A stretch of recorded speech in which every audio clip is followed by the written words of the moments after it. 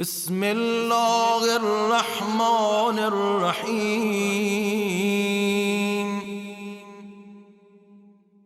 اللهم نبهني في لبركات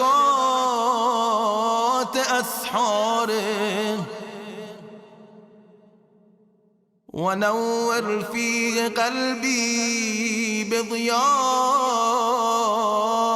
أنواره، وخذ بكل أعضائي إلى اتباع آثاره،